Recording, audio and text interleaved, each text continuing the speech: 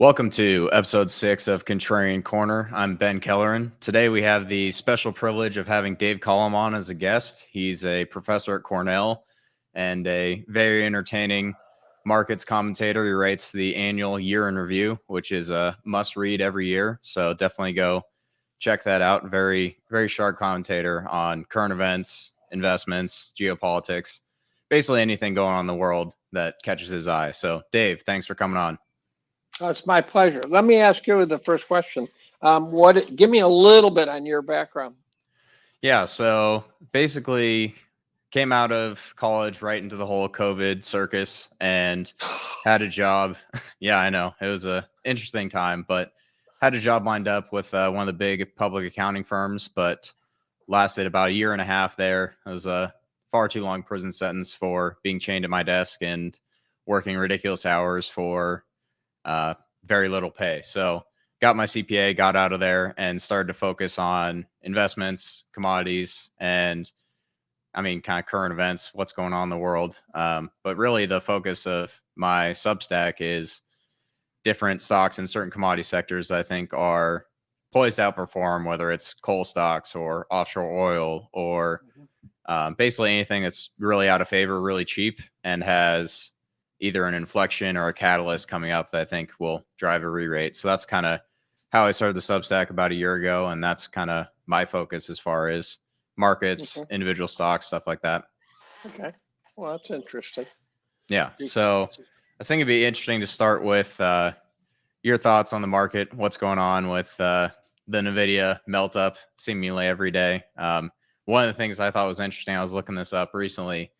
The stock that Nvidia replaced in the S&P 500 like 20 years ago was Enron. So it's interesting parallels there where it's just like you wonder if that's a fluke or if signs of the times, I guess. So I'd be curious to hear your thoughts on broader markets, if there's any assets or sectors that you're bullish on, kind of where you think we go from here. Well, first and foremost, what I like to point out is that when markets do a big rollover, so when they, like in a glacier, they calve off a big chunk, a big thing, and becomes an iceberg. Usually all boats sink for a while, and so your big winners are the ones that you lost less. And so my general philosophy is if I really do not want to get hurt, I just try to get out of the way, and oftentimes that leads you to be out of the way too early, too long, that sort of thing. I got out of the way of the markets in '99, and by some dumb luck ended up in gold and commodities. I looked at Jimmy Rogers' commodity fund, and it was too sketchy. There was something about it I didn't like. I spent a couple hours talking to Clyde Harrison, who was partner, and some market maker, and I just said no. So instead I said I'm going generic, and I bought a half a dozen Fidelity funds that had commodity-based themes, energy funds for the most part, and it was an inflation hedge, pretty much, I thought. And inflation, although we all know it's been there, and it's been there bigger than they say and all sorts of stuff, but it didn't show up at the magnitude I thought it could. So in that sense, I hedged against something that didn't show up. But I caught somewhat, sort of blind nut finding the squirrel. I caught the commodities run and the gold run from 2000 to 2009, which was my best decade when compared to my peers. So the best decade, I was actually a tech bull, which most people can't even imagine because I'm such a bear. My Twitter feed says I'm the most bearish guy on Twitter, and that's almost correct. I mean, I'm sure it's not true, but I'm certainly in the top 5% of bearishness. And so I think we have just horrid markets coming at some point. And people say, well, when's this going to come, wise ass, right? And I go, well, if I know that if I know that a tsunami's coming, I'm not going to be picking up shells on the beach, right? This is stupid. They might be pretty shells, but I'm getting the hell out of there. I'm going to high ground. So, so in any event, so I did really well in the 90s, but the knots were really my decade to shine, in which I was able to compound 13% a year. While I actually checked an S&P 500 investor, I think, lost about 30% over that decade. I compounded something like 300%. I mean, it was really good. I thought when 0809 was arrived finally, which I predicted in 02, which is arguably too early, wrong. Although I really predicted it. I mean, I really called banking collapses and everything. I thought we had another halving to go at the bottom. So everyone was screaming. I actually, again, I will never do this again, but I had a short position in the market. I've done that twice and won twice. And it was just, again, it's not something I should be doing. It's a bad sign, but I had a short position and I kind of cleared it out when the Dow was sitting around 6,700 in 09, spring of 09. So that was good timing. Part of it just, I said, look, I've gotten as much as I can out of this, and I'm just getting out of here. And I had people saying, why would you, cut your short position now? And I said, I'm just going to the cabana and drink while you guys surf the high waves, right? I'm done. But I thought the market had another factor of two in it down. If you looked at history, and that's important. History of markets is how you understand structures of markets. And there wasn't. It never showed up. And for those who think, well, that's because it was so deeply valued, it was not. So the markets, the S&P 500 spent about a month below historical fair value. And you say, well, what's fair value? And I go, the historical average. That's and if you include the last 30 years of the markets, then the historical average is much higher. I like to use 1880 to about 1995 to set the historical fair value, because the markets became hyper overvalued starting in the mid 90s. They never really returned to fair value for more than a few minutes. And I'm not alone there. Jeremy Grantham said the same thing. I had dinner one night with Mark Spitznagel. He said exactly the same thing, just a few weeks below fair value. How did I blow that? Well, like everyone else in the known universe, I did not see $30 trillion of stimulus coming. And I don't think any central banker in the world thought they'd go that far. I don't think any money manager thought they'd go that far. I remember when they bailed out Bear Stearns for $30 billion, and it kind of sucked the oxygen out of the room. And $30 billion is chump change, right? That doesn't even, that gets a Yahoo Finance article, right? I mean, that's just a nothing burger now. So I rode the teens, making almost nothing, 4% a year, and which is okay. I mean, actually, if you're not okay with 4%, while bunkered down, you're greedy. If you see the apocalypse coming and you can get 4% a year, you should consider yourself lucky. So the apocalypse got put off by 14 years, and the next 10 will make or break. This is, in some sense, it's my last 10, because not just because I'm 69, but you really have to be in a bunker by the time you're 79. So I can't be buying Nvidia 2.0 when I'm 79 years old. I'm not buying Nvidia 1.0. So how I fare, will hunkering down pay off eventually? I don't know, but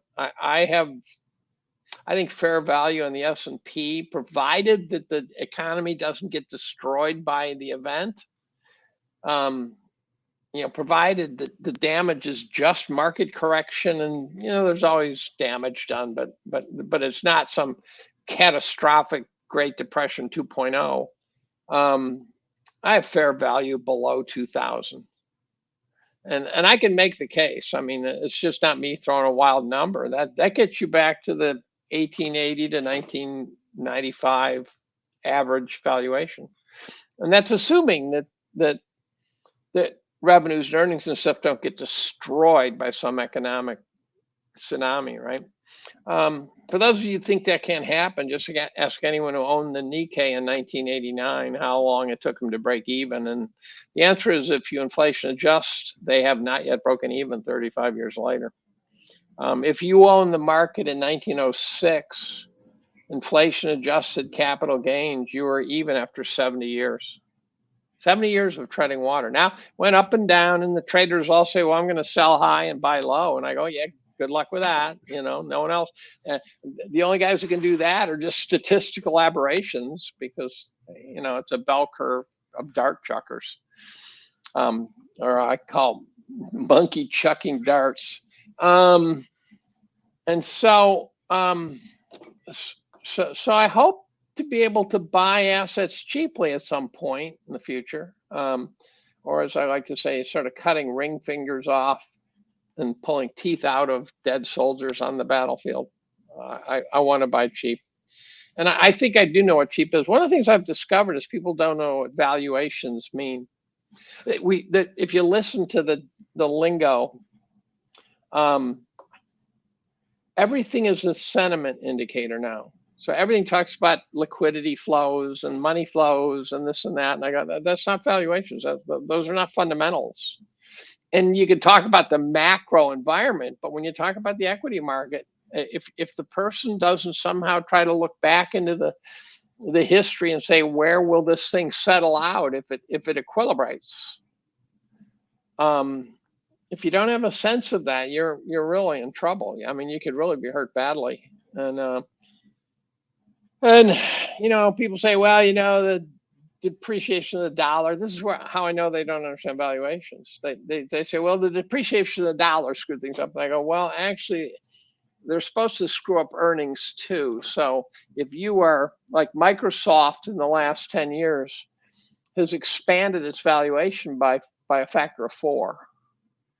So if Microsoft drops 75%, it will be back to its 2013 valuation. And I'm not talking price, I'm talking valuation. I'm talking the price to earnings, price to revenue, price to book value, price to you name it ratio, which is a totally rational thing because those denominators all track inflation too. So, and what I'll tell the listener in case they somehow think, well, that's not going to happen, is that there's not an asset class in the history of the mankind that didn't eventually regress to and through the mean. It is a truism, just like there's no one who doesn't eventually die. It just happens. It has to be.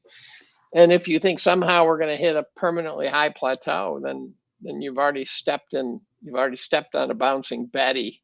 You've already shown yourself to be an idiot. So, so that's where I stand now. I'm pretty hunkered down with quite a bit of gold, which have a cost basis of around $290 an ounce. So it's when it goes up and down, after a while, it doesn't really matter. I mean, I'd like it to go up, but I don't sit there and beat myself with a mallet in the forehead for when gold goes down to 2250 last week or whatever it did. When I paid $290 an ounce for the damn stuff. Nvidia will be on a milk carton at some point. You mentioned it as the Enron. Nvidia trades at 40 times revenues. The Nvidians talk about how it's this new pioneering technology, and I go, there's no such thing. The dot-coms were all over. There were new pioneering technologies all over the place, and they still got crushed. You buy assets at 10 times what you should pay, you're going to get hurt. There's just no way around it. And if you ask how long will it take for Nvidia to grow into its valuation, eternity. At some point, it's got to get hurt. And it's got profit margins that are something like 85%. You say, well, that's why they're so valuable. And I go, no, that's why competitors are going to come in here and beat the crap out of them. Yeah, and they're not sustainable. Yeah, and their customers turn out to be a bunch of startups who have no revenue, and they're borrowing money to buy the chips.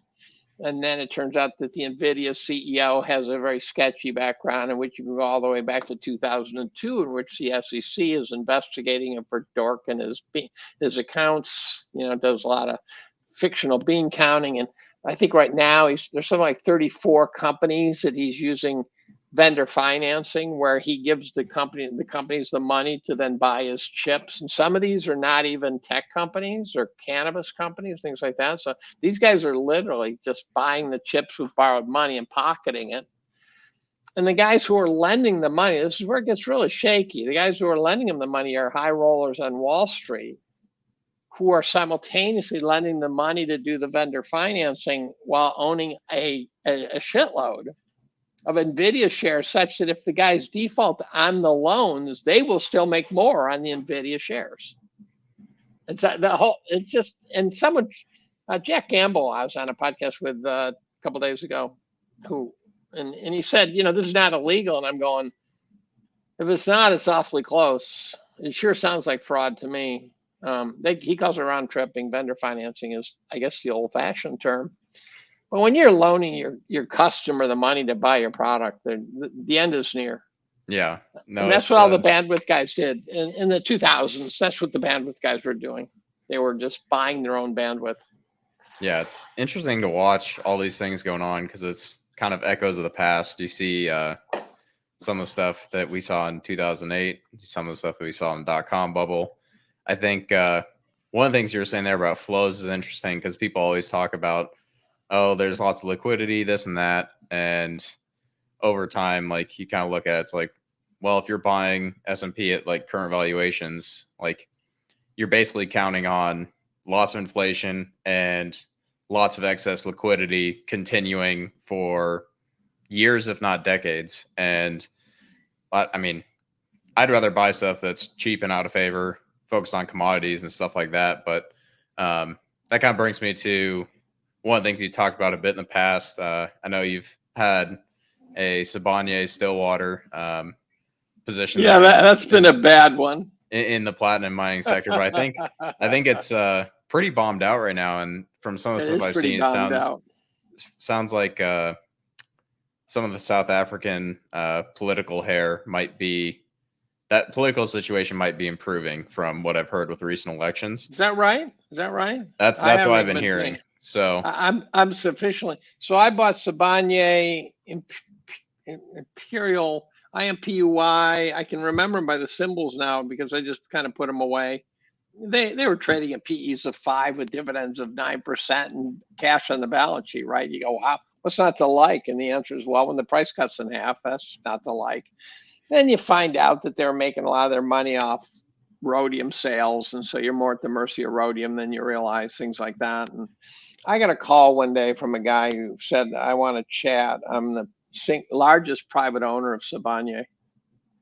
I said, yeah, I'm happy to chat with you. And then we actually, turns out we're in a cabin up in the Adirondacks, and he owns a house up in the Adirondacks about 10 miles from our cabin. So we spent a couple of days together just chatting about the meaning of life and stuff like that. But Sibanye's management, I think, screwed the pooch. I think they tried to get cute and they didn't do it right. And I think, so what's the platinum bet? Well, first of all, platinum gets consumed, unlike gold. I was just listening to Jimmy Iorio and Bob Iacchino, and they're trying to make the case that gold has utility. And I go, all the electronics that gold used, you could build that out for the next 10,000 years, you wouldn't use up the gold. But where silver, on the other hand, the world supply could really get depleted, and I think might even be getting depleted. Platinum is one of the few precious metals that has in no way, shape, or form gone through a meme phase. It's really been dead money for the very long time. Reminds me a little bit of tobacco stocks, where they reached the best investment I ever made, which I don't rate based on return. It was a good return, but I rate based on my reasoning.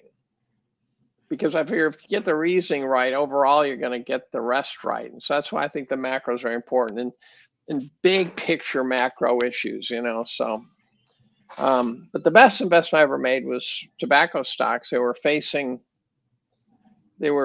had dividend yields of 9 to 12%, PEs of 6, and they were selling to junkies, right? And it's not like everyone's going to say, "Well, I'm going to quit smoking." They don't. And the tobacco sales all over the world were still there, even if the Americans gave up smoking. And so I'm trying to figure out what's wrong with the story, because also they were hated, they were considered morally repugnant, and there was a $142 billion lawsuit looming on them. The states had all ganged up on them, and I'm going, okay, so they won't go out of business because then the states won't get paid. So whatever settlement they do, the states do not want to put these guys down.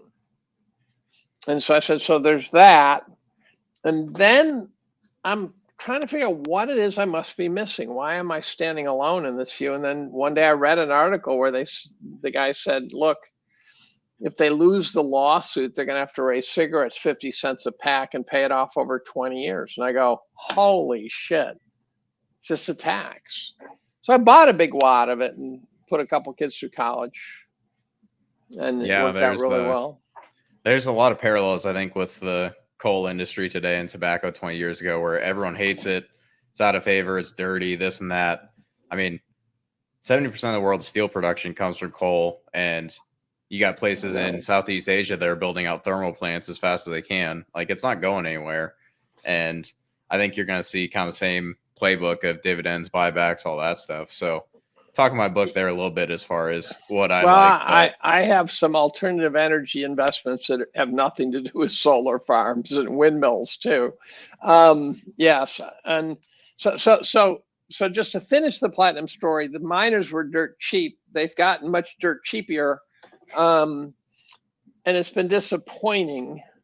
But you got to live with that. It's the only metal I know that hasn't gone through a meme phase. And I would love it to go through a meme phase.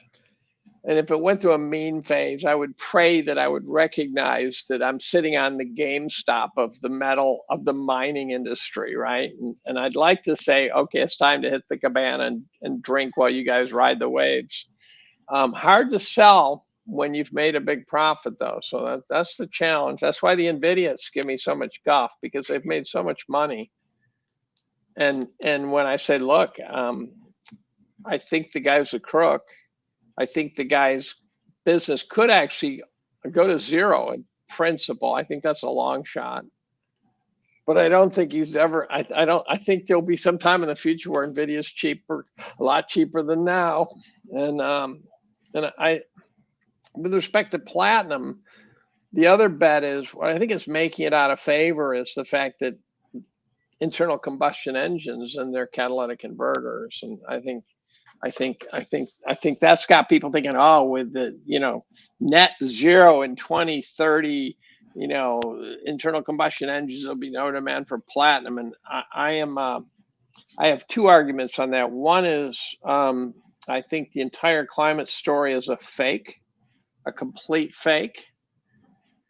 And I think it's the biggest fraud in history, actually.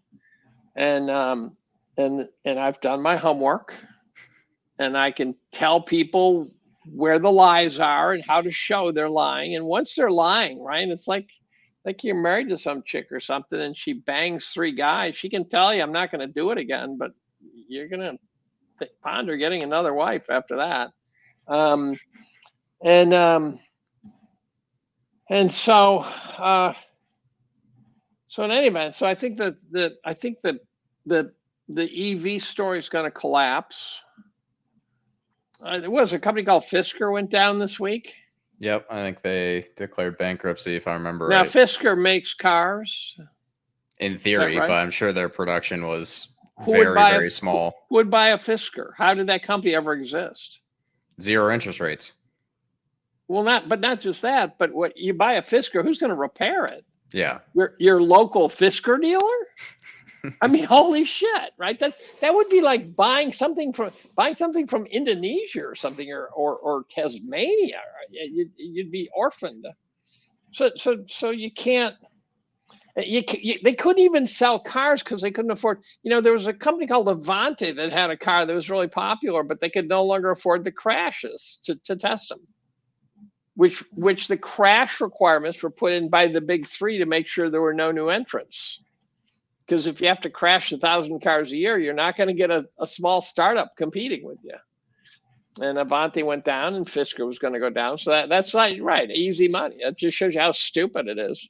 So I think the platinum catalytic converters will be around. If there is an alternative energy, the fuel cells use platinum. So if they use a hydrogen fuel cell for the cars, platinum comes back on that argument. And there's just the meme component. I wouldn't bet on the meme stock, right? I'm not going to buy GameStop. I'm not going to buy, I'm not going to buy Hertz, which should have gone bankrupt, but it ran up tenfold or something. But if I like the investment and there's the potential of a meme component to it, I go, okay, that works for me. Yeah, I think basically, I think over the next 3 to 5 years, I think you'll see basically I think we already hit peak ESG, peak electric vehicles, peak climate change, all these different scams. And I think platinum is a pretty interesting bet because you have basically a big gap, supply, demand, all those things. But basically a bet on the continued dominance of internal combustion engines and or hybrids being the more logical step. Because I think I was listening to, I think it was Trader Ferg. He was saying the hybrids take like 15 to 20% more the platinum group metals than the traditional ICE engines for catalytic converters. Yeah. Oh, why is that? I think it's has to do with the temperatures in you can't fry it. The power shift and stuff to do with the battery. That's, I mean, a little bit above my pay grade, but I kind of looked into it a little bit, and I mean, it makes sense from what I was reading. So if we do end up going down the hybrid route, then that's platinum gets a boost. Yeah. So I think it's definitely something to watch. That would be fun. So it's not a crazy investment. And right now the dividends are still there, but I worry the dividends are not. I worry the dividends are being not paid out of earnings. Yeah, I think at current platinum group metals prices, you probably, like, unless we start to see a big rally, which I think could be coming as far as the underlying commodity. I don't know how long those dividends are going to last at current levels, but I think you kind of look at the setup over the next, call it 3 to 5 years. Like, some of these miners have a lot of torque, so that's kind of the way I kind of look at it. So I like companies like, I have quite a bit of Rio Tinto. And what I like about Rio Tinto is they seem to mine pretty much everything. And it really would take an asteroid to take them out. And they'd probably find a way to mine the crevice created by the hit. They'd probably figure out how to get in there and get the heavy metals out of the impact hole in the ground. And so I like stuff like that. I bought some energy back in 2020, and there's actually a record of it, because one day a guy named Howard Lindzen on Twitter said, "Okay, let's try this. Give me your best trade right now." And it was 2020, and I wrote ExxonMobil. And it turns out that was absolutely the bottom. Now, I didn't buy ExxonMobil. What I bought was some Fidelity Energy funds, and they weren't enough to be life changing, but they were enough to care. Now, I bought RSX years ago, and probably it's a bad idea to buy a mutual fund that invests in a country that doesn't have a big history of wealth creation. But then I was talking to, I think it was Grant Williams, about how RSX was kind of the contrarian play. And then all of a sudden, a couple of months after that, the Ukraine war started to show up on the horizon. I watched RSX start to get sold off. And for laughs, I think 2 days before it finally closed out, I bought, again, a token amount such that when RSX went to zero, I'm not even positive I was negative that day, right? To give you an idea. So I tend to buy a little bit to pay attention, and then if I like the idea, then I start amping it up. And but RSX was an interesting play because I had all the Russian commodities, Goliath and Gazprom and all that shit, and it was trading made tobacco stocks look like flyers. And, yeah. I threw a couple bucks at, I think it was Spurbank and Lukoil. So I'm waiting to see if that you won't get it pans back. out 5 years from now. You won't get it. That's, What'll I mean, happen is write it off. So before they start trading again, somehow JP Morgan or these guys will find a way to get your shares out of your hands. Those shares will not reappear. They'll reappear in some form that you don't own. That's my prediction. I know a hedge fund manager who Cuppy, who I think was pretty exposed to RSX. He was pretty bullish on RSX, and he must have gotten a little hurt. But in any event, so once in a while I'll do something entertaining. My wife wanted me to buy Geron when they cloned a sheep. She wanted me to buy 10 shares. I said, Candace, it trades at $4. Right? This is a little stupid. It's not worth the postage stamp that I have, right? So I bought some, and it went from $4 a share. I don't even remember the numbers, but it went up fourfold, and I sold it. I didn't tell her. I just said, look, I scalped a fourfolder on Geron as investors started having sex with the sheep. Someone used an interesting metaphor the other day that really stuck, that I repeated. That is that watching investors chase these equities now is like watching 5-year-olds play soccer. It's all offense. Just these toddlers mindlessly chasing the one ball, Nvidia, and there's no defense, and the guy in the goal is not paying attention, right? Yeah, you have an empty net for sure. Yeah, so. And that really pretty much describes the investment world now. And the guys who manage the big money, I think, are more evil than they used to be. I think there was a certain honor code in the past, and there are guys like Michael Milken who didn't have it. So there were always crooks, but I think the entire system has gone pretty corrupt now. It feels that way to me, or maybe I'm just a frustrated, equity bear who's just waiting for Nvidia to bring down the market to its knees, that sort of thing. I posted yesterday on Twitter. I like to post just passing thoughts. I refer to the modern era 60-40 portfolio that sets you up for the next recession and rate drops is 60% Nvidia, 40% long bonds. And it's 100% stupid. 100% stupid. And at some point, I'm confident, if you could place a high payout bet without taking risk, besides just losing the bet itself, I'm confident Nvidia is going to do a complete swan dive face plant. I just don't know when. Yeah, it's not my shtick. There's one guy that I like to read. I think what he said was, once you realize it's all nonsense, it all makes sense.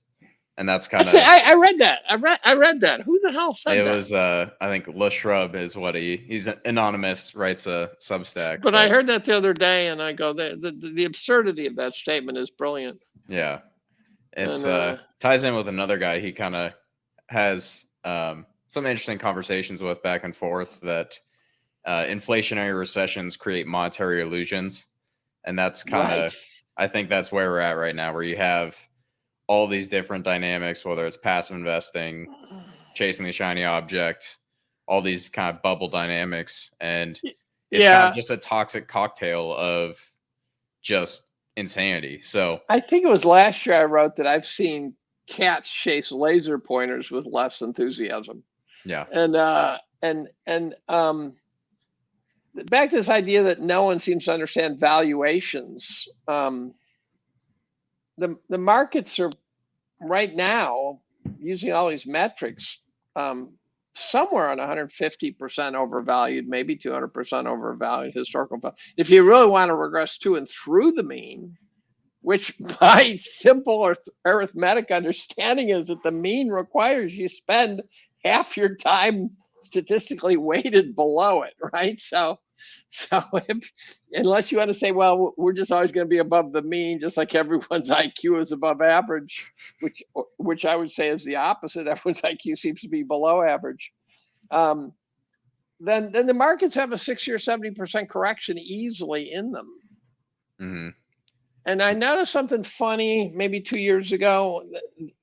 All the valuation metrics I monitor, which is about 25 of them, I think, they all left orbit in the mid 90s. And in fact, when I say left orbit, the market was, crudely speaking, I call it 1994. The market, crudely speaking, was about 50% over historical fair value in 94, and then it left orbit. So it was already up, with the weather satellites, and then it left and just never looked back. And I've pondered why it happened. And you can see things that correlate with it, but causation is another question. But things like huge growth in corporate debt, which means there's a lot of pump and dump schemes going on. I was on a Twitter Spaces one day, and Mike Green chimed in and said that's when indexing got big. I think he's a little early on that statement, but I would hesitate to say Mike Green has missed a key point on indexing, because there's no one in the world who garners more respect about his understanding of the impact of indexing than Mike Green. And I was talking to Einhorn one day at breakfast. We have an annual breakfast. And I said, there's a guy named Mike Green. And he said, oh, yeah, I talk to him all the time. So I didn't know Green reached that high up the food chain. He does. Green's model of what indexing has done to the structure of markets is, it started out as there's just this steady flow that's driving markets, but it's gotten much more nuanced and much more sophisticated, where he talks about what it's doing, and you get into the alpha, beta, gamma, delta, epsilon, omega hedging shit going on. And it sounds to me, he sounds like he's not willing to put a flag in the ground and say, look, it's almost over. But his description of it, you say, this has got to be close to almost over. Yeah. And I posted something on it the other day after listening to yet another Mike Green podcast.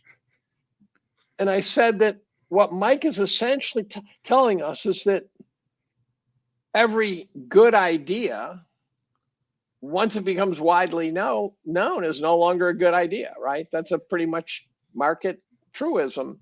What a wise man does in the beginning, the fool does at the end. That's right. And I actually one day buttonholed Jack Bogle, with brass.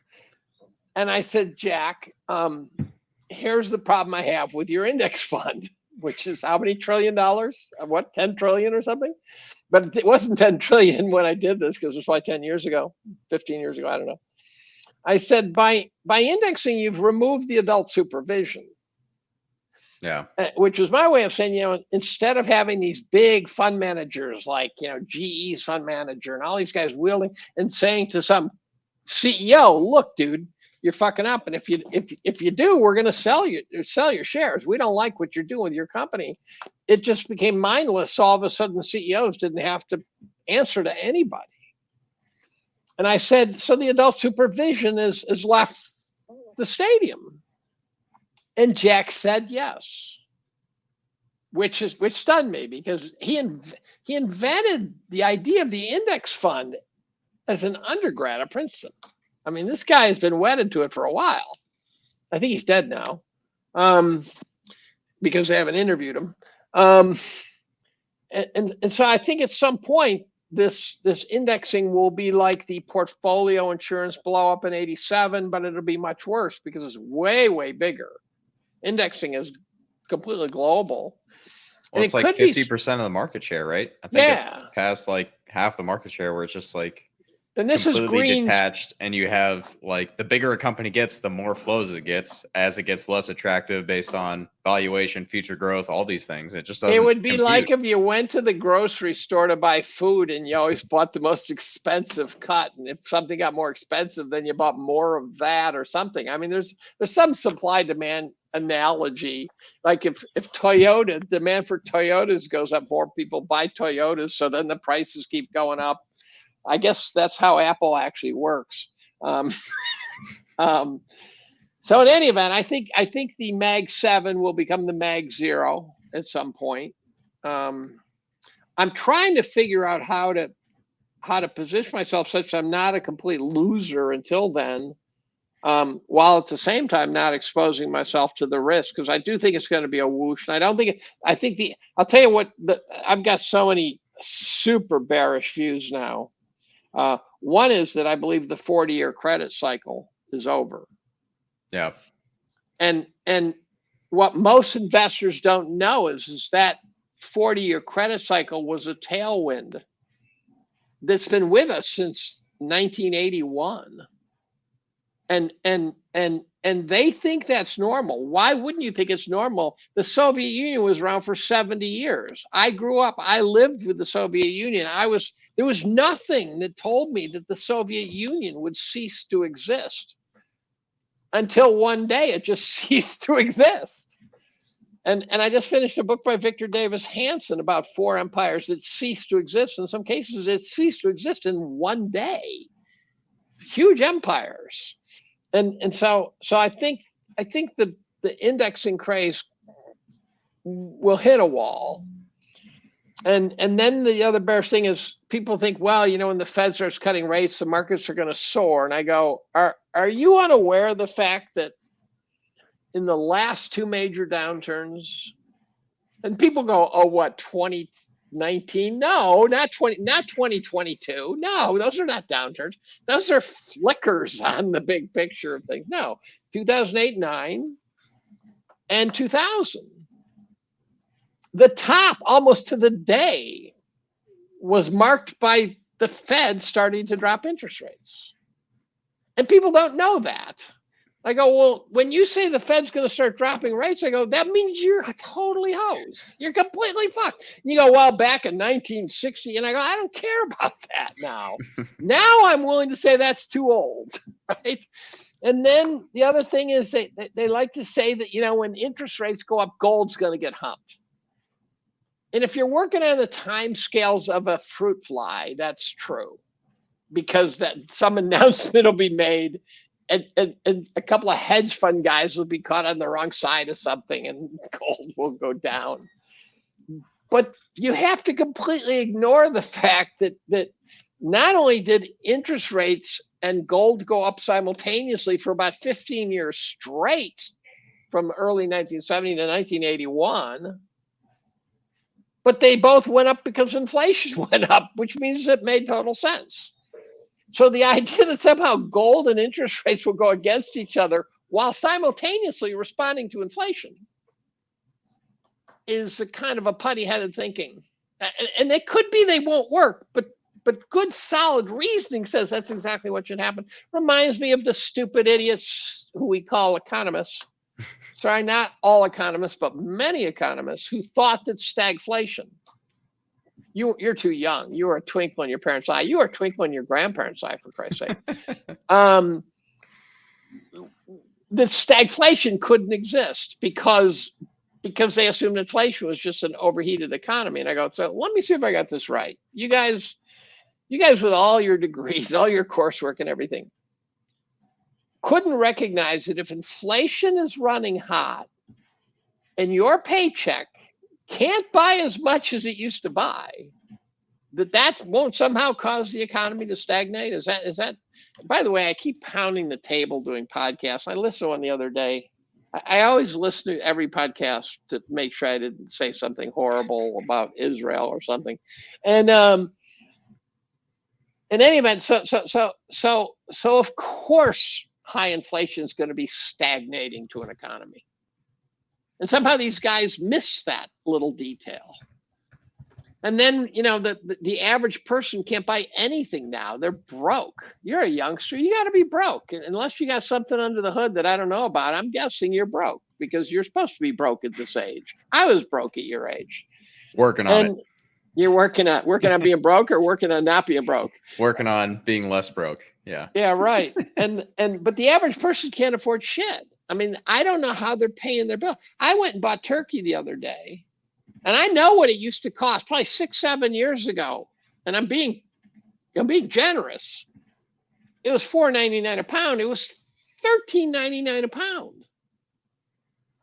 Turkey at $13.99. That's the best cut of meat you can imagine 5 or 6 years ago. That was the great stuff. And then The Economist. I love it. I love You need to start going to Costco. You can get the full ribeye for like $12 a pound there. I can get Wegmans still has cheap ribeyes if I buy them by the peck, but I was buying ribeye now long ago for $9 a pound. Yeah. So that's still an ass kick. And there's just so many things that don't make sense to me. When chemistry helped me out.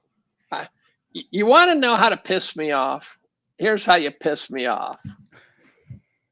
You disagree with me, that's fine. I'm used to that.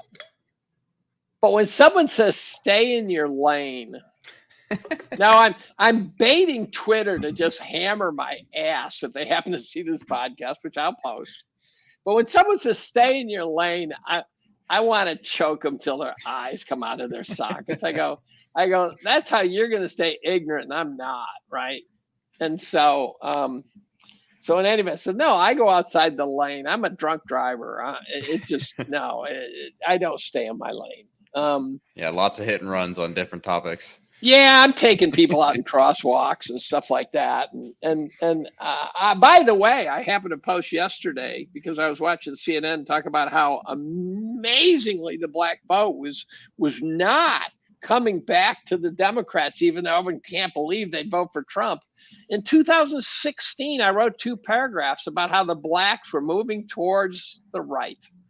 I said, this will be a sea change. And I was dead goddamn right. What triggered it, besides watching a couple say, when I was watching this dude on some higher tier cable channel being interviewed, and he looked like a guy you wouldn't want to fuck around with. I mean, you're looking, you go, this black dude looks like he came out of the hood, right? And tough and burly. And he's going, listen to the guy's message. Don't ignore the person, listen to his message. He's talking about Trump. And I get to the end of the interview, intrigued by this. And I find out the guy was the head of the new Black Panther Party. I go, holy fuck. And then Jim Brown, the famous running back, says, Trump will be a president of the people, and Kanye, and I'm going, there's something going on here. And by the way, I would like to think if I were black and someone said, you're not smart enough to get an ID to vote, I'd wring their neck too. Right? Because in a lot of states, getting a driver's license automatically registers you to vote. So yeah, well, I just finished watching a podcast about how the Republicans are completely missing the fact that they're just loading up the voting rolls with people to vote.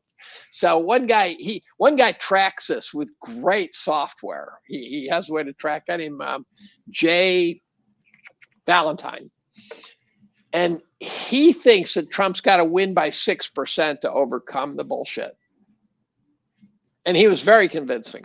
I mean, if you listen to Martin Armstrong, Biden has a 7 to 8% approval rating right now. So, I mean, we'll see. Well, so does the Congress. They get elected 97% of the time. They get reelected. So, yeah, I think the only guys with a lower rating than that are CNN. So there's all this bullshit, and as a chemist, I work in a field turns out to be very complicated. And I had people tell me I'd never figured out. I had other people thought they understood it, they didn't. And to the very last paper I've written, we have without fail shown someone was full of shit. And so it gives me the intellectual fortitude to be able to look at experts who, in this case, were trying to get it right. These are chemists just trying to get it right, not getting it right. So I can look at a bunch of central bankers, look them in the eye and go, I'm sorry, but I think you're all full of shit. And it's kind of a gift. It kind of gives me credentialed experts mean nothing to me. Now, after COVID, everyone's questioning them, but I've questioned credentialed experts since the dawn of time, based on my experience in chemistry. And there was this one issue, which I won't go into. I'll tell you what it is. See if people can understand. There might be a physical scientist listening to this. Any chemist will tell you that if you do a chemical reaction, you have to bring 3 particles together, that you will do it in 2 steps. First, you bring 2 together, and then you bring the 3rd one in. And they may, and when asked why, they said, Well, the probability of three coming together simultaneously is too low. So to the physical chemists, what they're saying is entropy is a problem. That's the statistical factor that goes in. Now, sitting in a seminar one day, it finally clicked that was wrong, and I actually developed an elevator pitch to show exactly how wrong it is.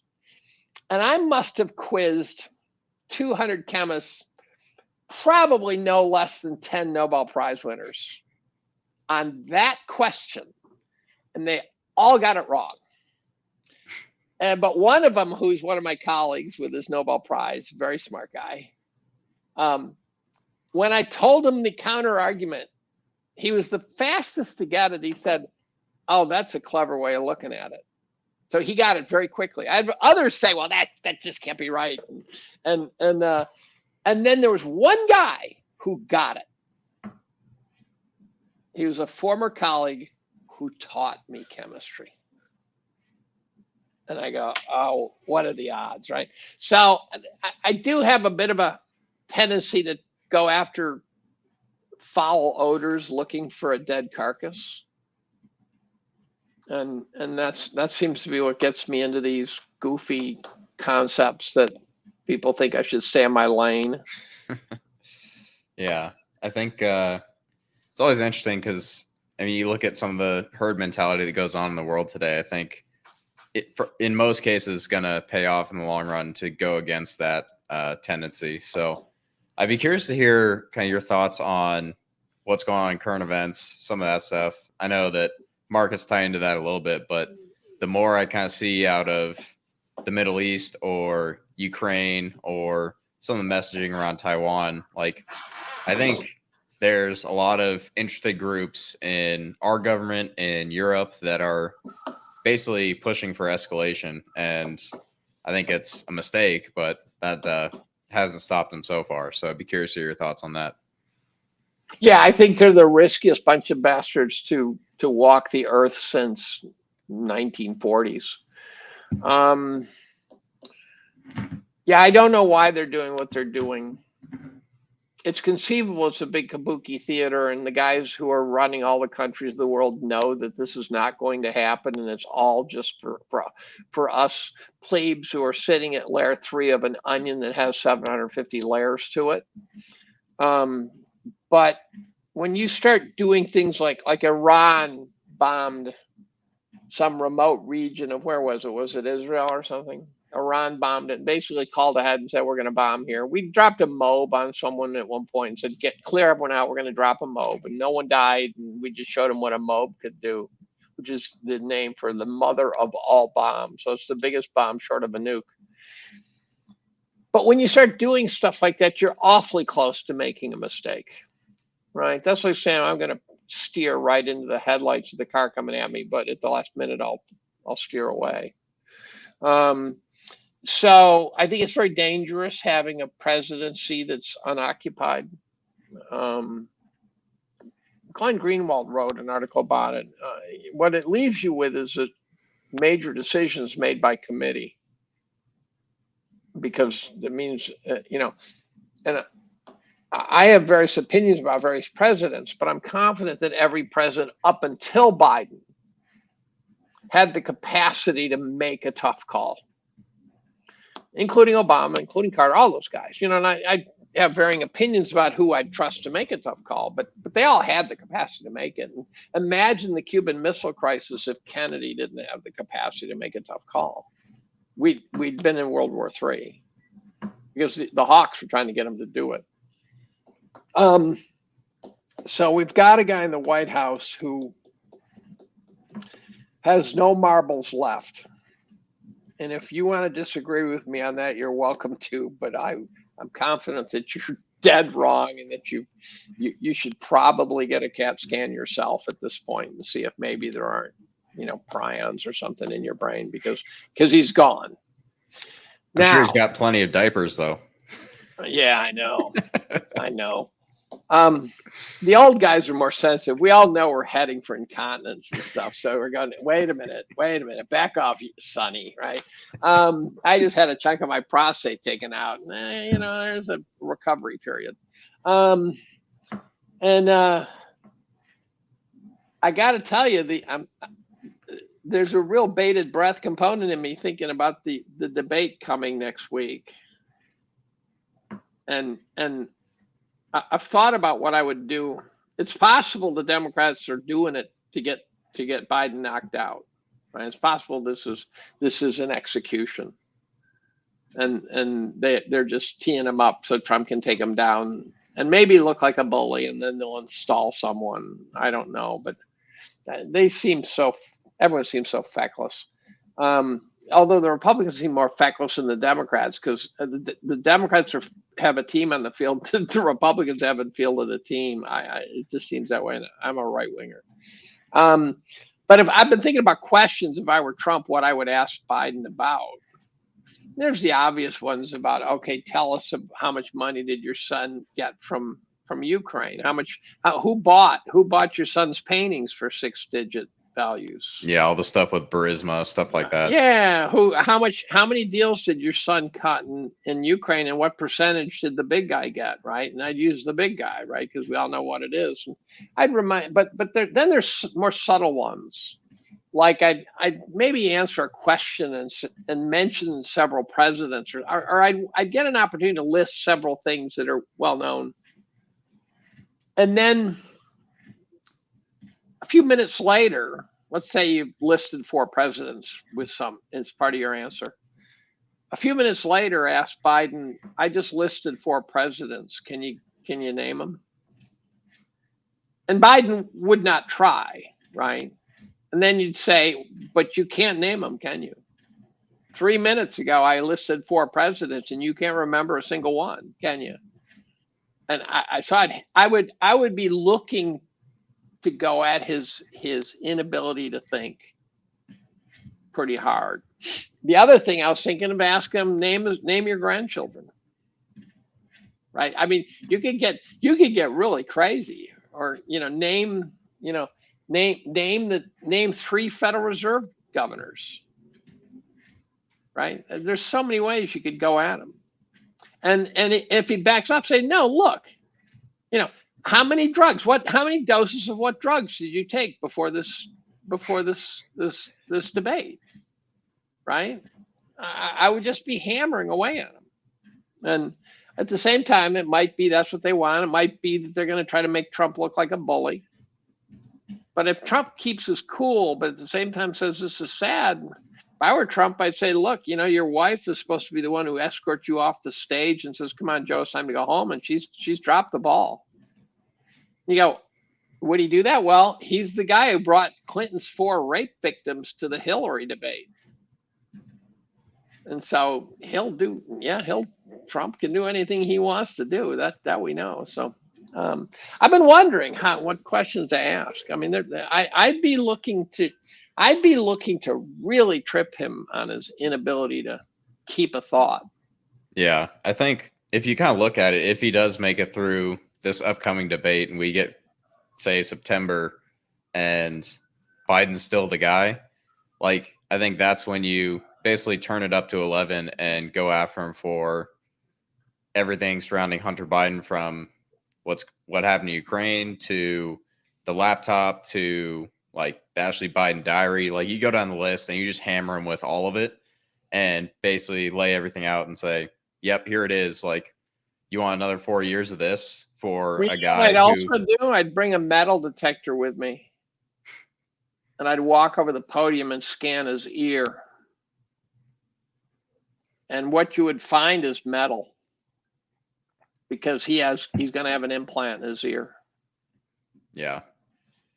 I mean, I wouldn't be surprised if, you just look at some of the stuff that he's basically had with the teleprompters and this and that. Like, it's not there's no one home, basically, is the way I look at it. So, well, the other thing is that the meds wear off and he crashes. And so if you watch one of his things where, like a State of the Union address, by the time he's done and he's pressing the flesh at the end, the zombie has reappeared.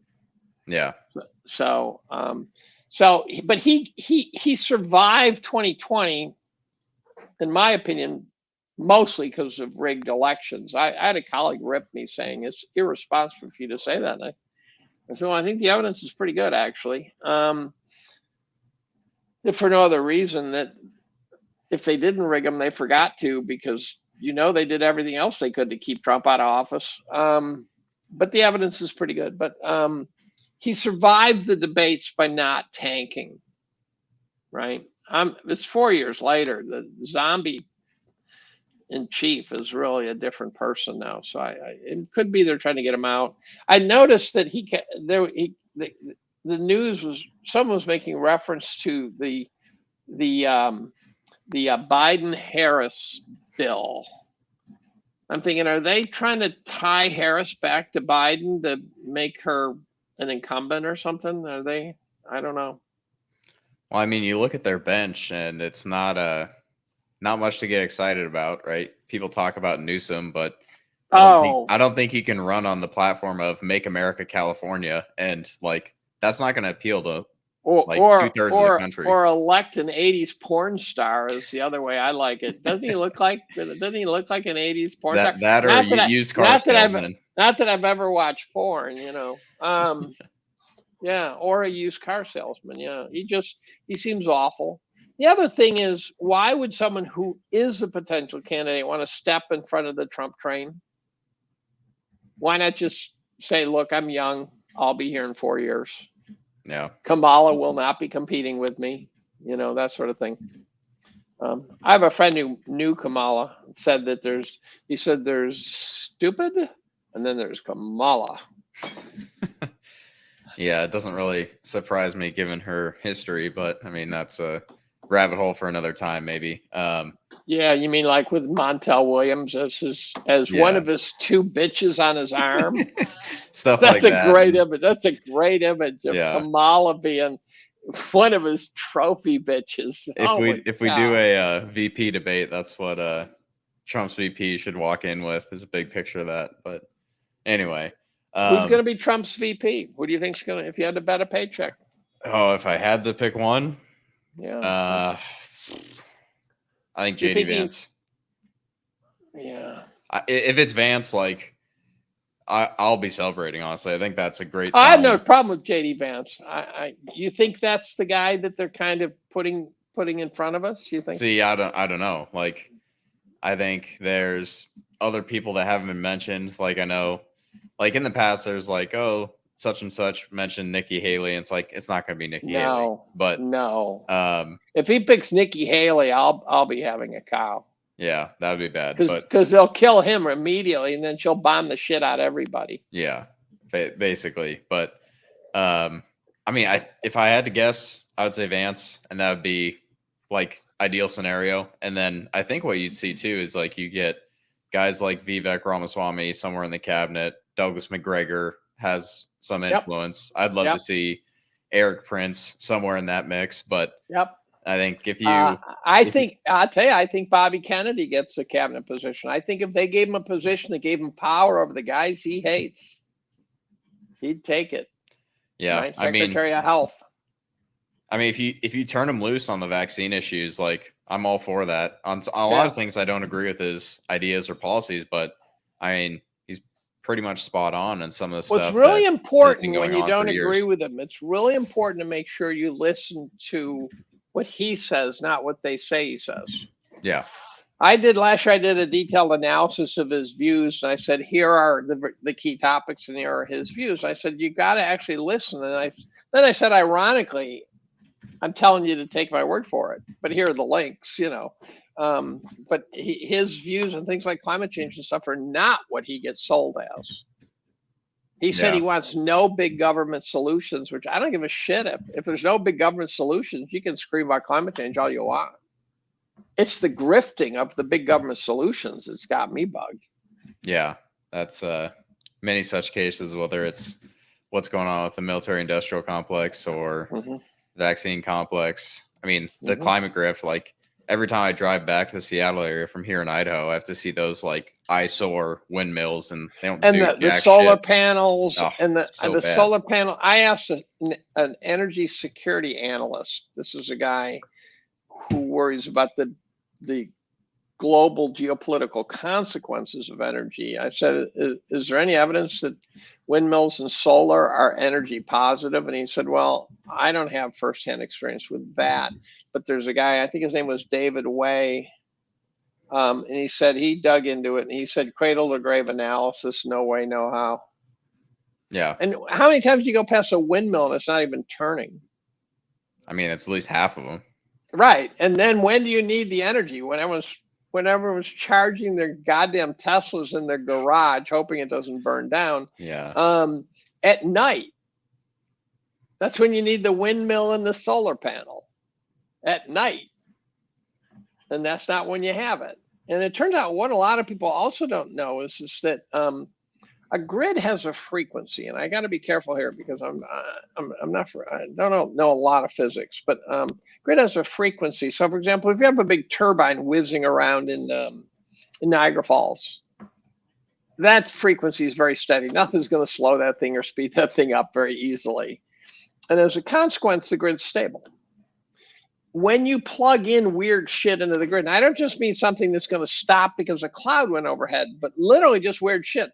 The grid can only, you kind of have to jerry rig the grid to not destabilize it. Well, apparently Australia got rid of enough of their stable shit that now their alternative energy contributions to the grid have destabilized it. So all this alternative energy shit could completely fuck up the grid.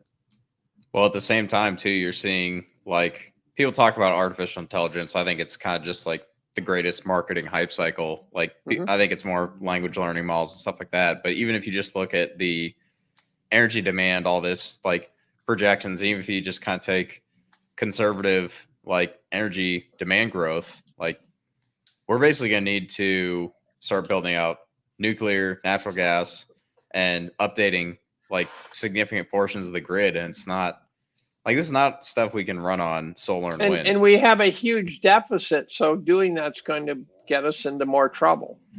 We're not exactly in this, we had a huge deficit at the end of World War II, a huge debt, not as big as now. But we also were the absolute domination of the world. We controlled something like 60% of the global GDP. Yeah, manufacturing powerhouse, like rebuild all the my son all the gave destruction. Yeah. Life magazine and Time magazine from the date of my birth, April 25th, 1955, and it was fascinating to flip through. Time magazine was ad after ad of smokestack industry. Life magazine was ad after ad of some chick with her new vacuum cleaner and blender and shit like that. What was noticeably missing, which is the most odd part of the whole thing, is I only found one cigarette ad. I don't know why. I would have thought those magazines would be full of Marlboro guys, but apparently they came a little bit later. Yeah. And so in any event, we're not the same country, so we can't just do this gigantic grid build out without just going deeper in the hole.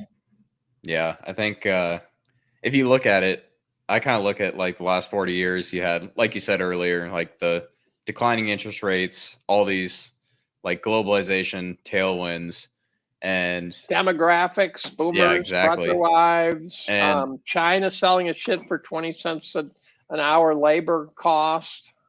Everything. But basically, I think that all those trends are starting to reverse. And I think like you don't have what we had for the last 40 years and then fix it with like 3 or 4 years of, oh, we're going to go up to 5% and start to bring back some manufacturing. And then it's like, oh, back to normal. Like that's not how this stuff manufacturing works. Back here in its entirety. You watch what happens to the price of goods. It's inflation and lots of it.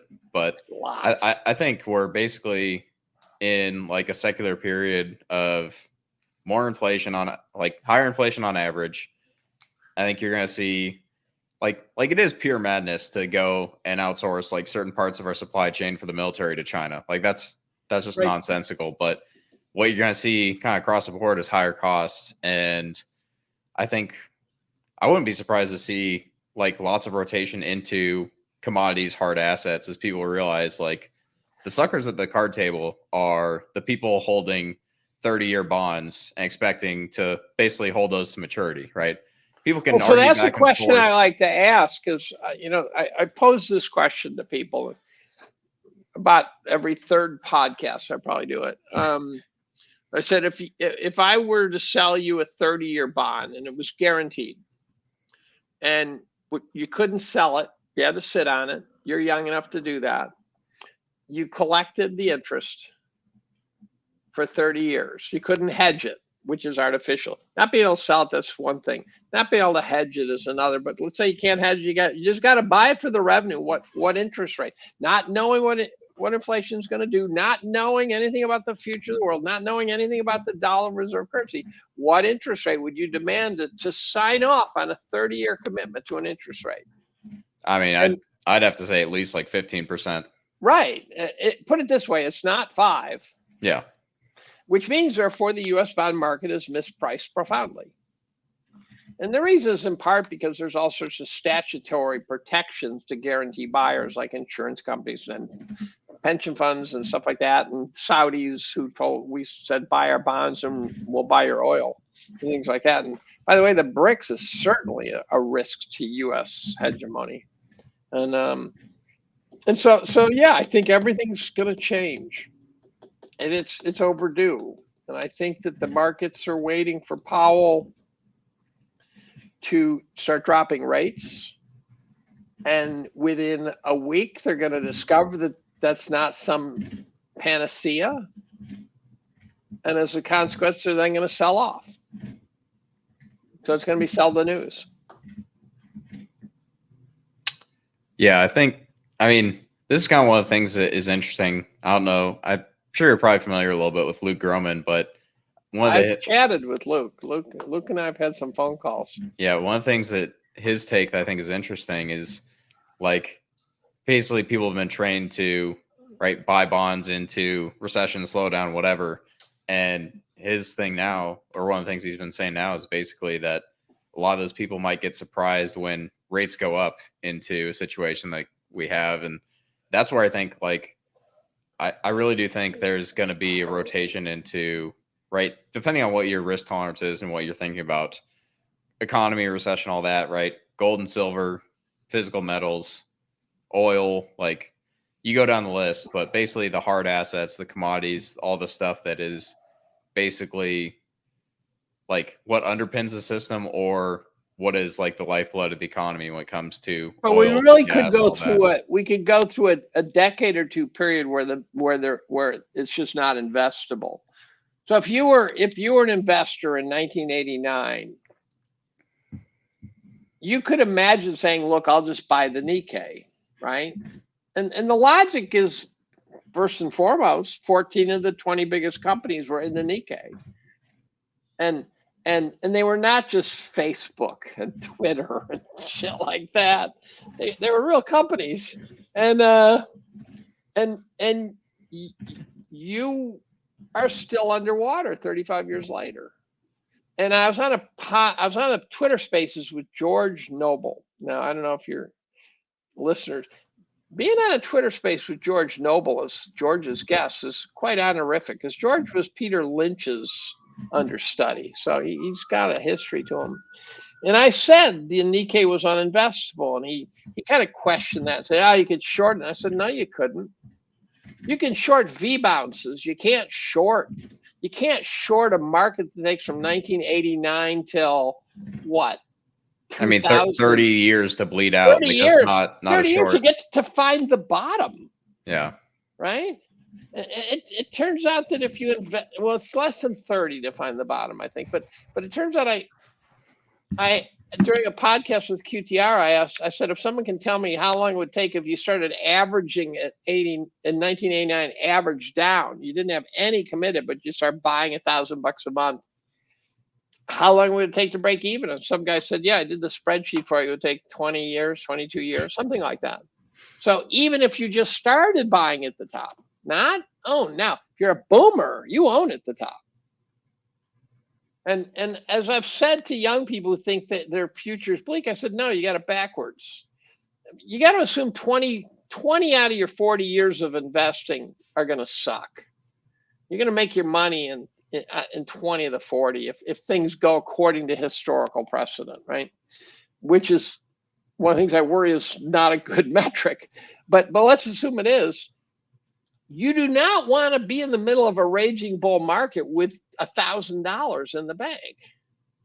You want to save for 20 years through the bullshit phase and then have it take off and get a 15% return for 20 straight years.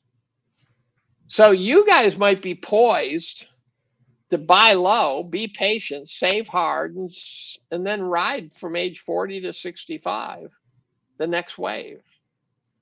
Yeah, I mean, I think it's definitely a possibility. I think the way I kind of look at it with the setup for some of these commodities, like that's kind of where I'm at now, trying to sidestep like all the mania. But I kind of look at it as like, if we do get kind of the commodities cycle at the same time, like I think the outperformance there is a pretty interesting setup, or potential for outperformance. But I mean, that's kind of what I look at. And then eventually there's going to be a time where on the other end of this cycle, it'll be a great time to buy bonds and buy stocks and whatever. But I think we're years, if not decades away from that. So I think it's Well, I think also the 40-year credit cycles created what I call the age of the V-bounce. You'll look at all the corrections, they don't correct anything.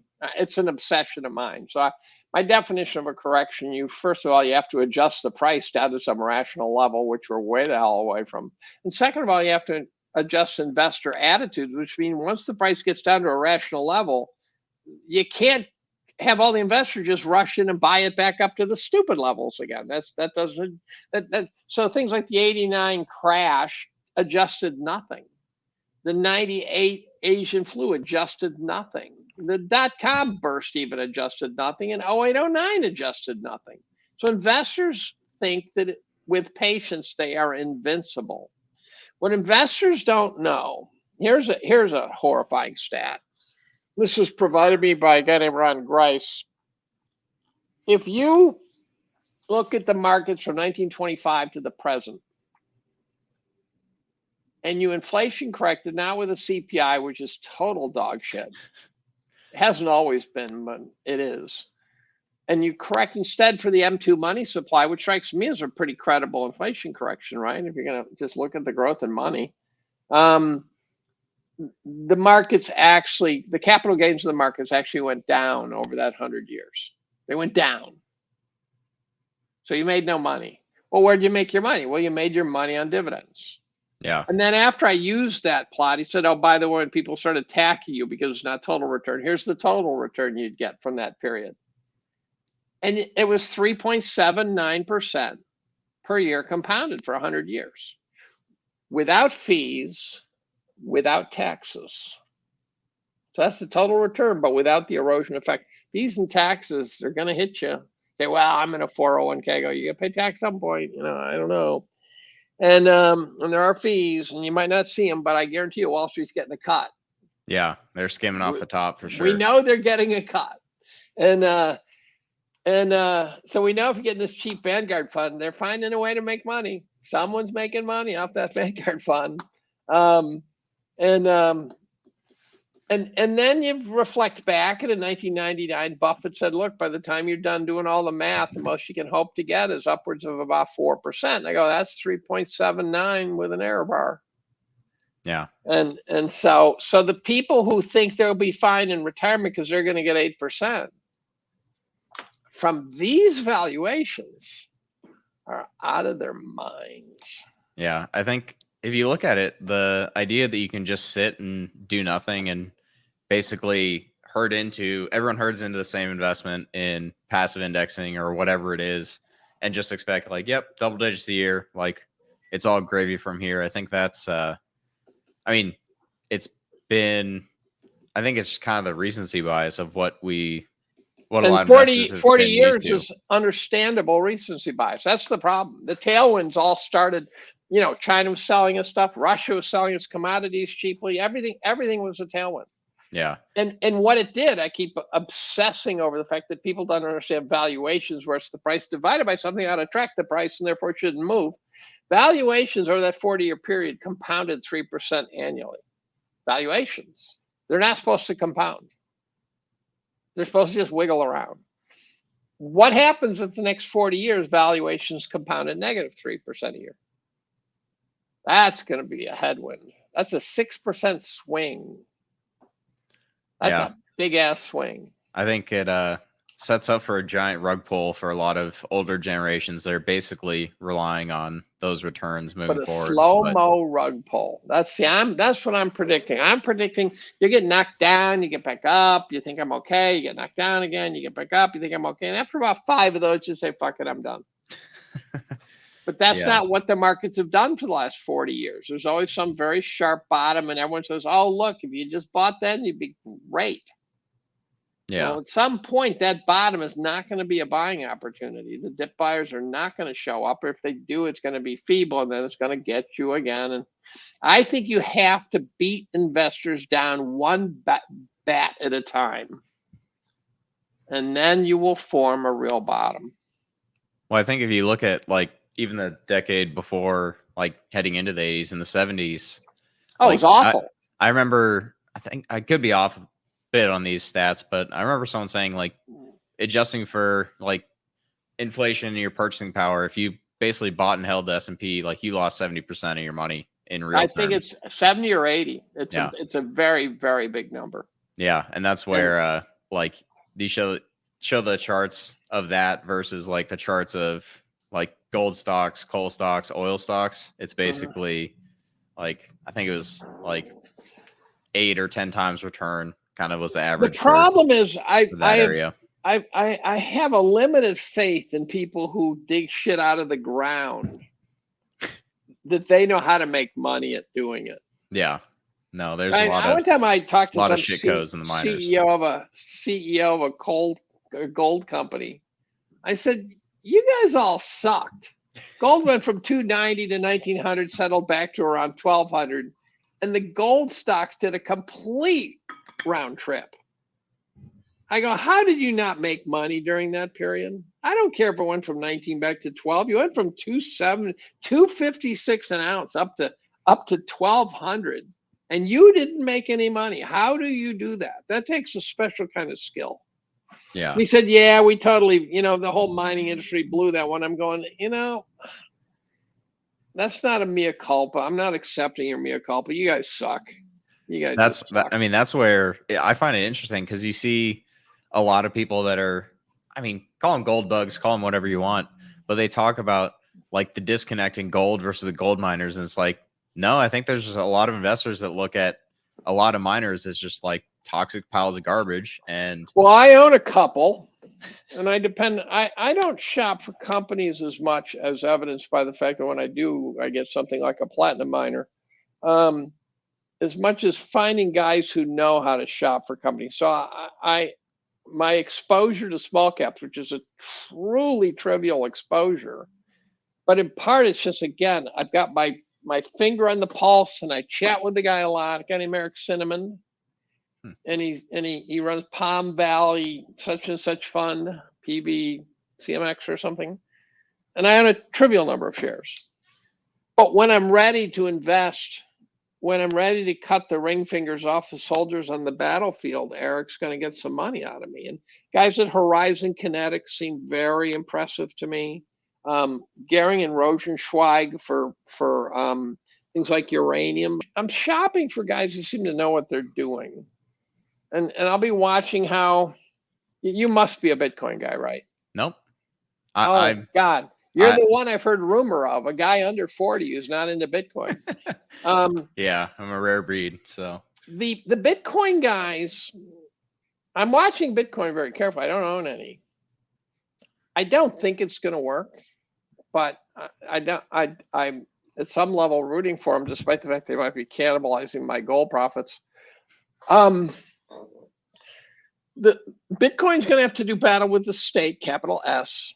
And I think the smart ones know that. I mean, I was just listening to Whitney Webb talking about how they're teeing them up to fuck them. And I talked to Marty Bent and guys like that, and they're not oblivious to the fact that there is a war ahead of them. And what Bitcoin has never been through is a real downturn. They were a twinkle in Satoshi's eye in 2009, pretty much, right? And so, Bitcoin might have been cut in half from 2 cents to 1 cent or something. I don't know what it was, but it was it was down in the pennies. And so that Bitcoin, so I'm going to be watching how Bitcoin responds to a real downturn, and that could get me to go in. Gold held up pretty well in the last downturn, but I'm not selling. I'm like 30% total net worth on gold and silver. That's quite a big commitment. I don't need more. I don't need less. I'm fine with that. Any physical platinum? Tiny little bit. I have a friend who thinks platinum's going to go nuts, but he's been saying that. I own the miners. He said, no, just get the metal. Einhorn said one day, he said invest directly. He said, if you think platinum's going to go up, don't buy the miners, buy platinum.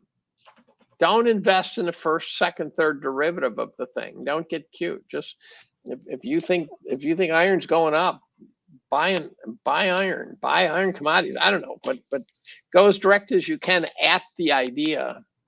So I can imagine buying platinum. I can imagine buying it. Yeah, I think platinum, if we do get an actual precious metals bull market, I think it catches up to gold, right? I mean, there's a reason the platinum tier of credit cards is above the gold tier. So I know it's got a psychological thing in there. It's an interesting point you make there.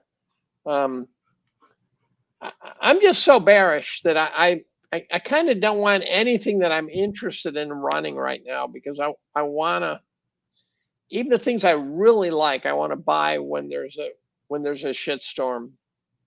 Yeah. And if platinum, for example, holds up while the house is burning down, then buying platinum then would be a really good idea potentially.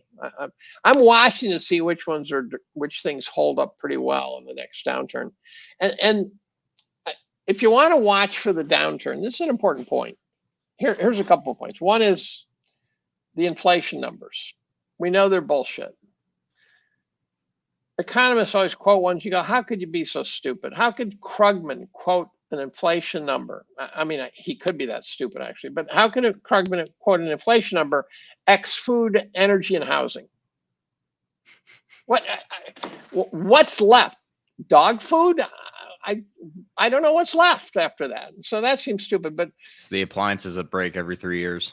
Exactly, which is I've written about that extensively, about the hidden inflation of an accelerated depreciation cycle.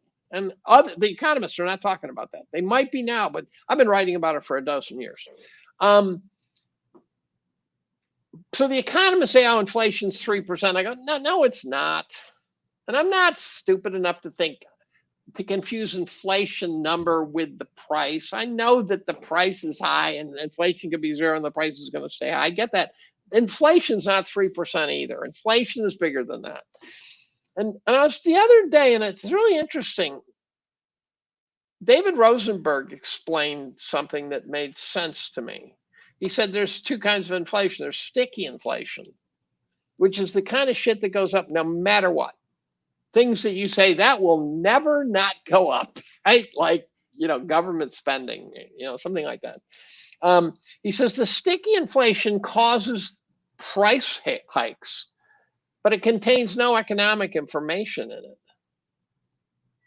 Whereas if you follow things whose price can go up or down, then you get economic information. Copper, oil. Yeah. So you take this. Well, oftentimes they exclude energy too for some reason, and the OER for housing is just the most absurd inflation metric I've ever seen. But if you take things, you go up or down, then inflation is probably going to look small, and you could actually have deflation on that narrowed metric of inflation because it could go up or down. And I'm thinking, that's brilliant. Here's the problem. you economists who quote inflation numbers should explain that. Should explain that you're looking at 10% of the pie because that's where the economic information is. And quit quoting it like it's some total inflation. Now, well, it comes off too is they're like trying to gaslight you into thinking like everything's okay, like the economy's doing fine, jobs are getting created, like inflation's not that bad. In reality, it's like have you seen some of these things going on? Like, oh yeah, so I think some of them though are just kind of autistic, semi on the spectrum, and just don't understand that we don't understand why they think the way they think. And so there's that problem. And there was another thing that was bugging me. It's gone. A mind is a terrible thing to waste. Too many drugs in high school. Fried my brain. I was getting shit-faced in 6th grade, smoking pot in 7th grade, dropping acid by early high school, and totally straightened out by senior year of high school. I said, okay, that's enough. My stoner friends sound like idiots to me now, so I got to stop doing all the drugs. So I went to college and just studied. Didn't even have girlfriends, right? I said, don't need a girlfriend. She's going to be distracting. That was a different time for sure. A lot of monastic. A lot of things going on nowadays I think are interesting to look at on that front. I think that might take us into our last topic here a little bit on some of the generational divide stuff that you see a little bit on social media. You hear people talking about different topics, whether it's like democracy not getting as much support from younger generations, or like the wealth gap between older and younger cohorts, stuff like that. But I'd be curious to hear what you have in mind as far as what the next, call it 5 to 10 years look like as far as wealth concentration, if we're going to see a massive wealth transfer from old to young, or if the boomers are going to spend it all on cruises and reverse mortgage their house, or whatever that looks like. But but they have to sell. They have to reverse mortgage the house. Someone has to buy the house, right? I mean, that's the irony. The irony is the younger. They're talking about transferring the wealth from from the older generation to the younger generation. But at some level, the older generation has to sell the assets to pass them along. And who's supposed to buy the assets? So my generation liked McMansions. There's no evidence your generation is going to buy them.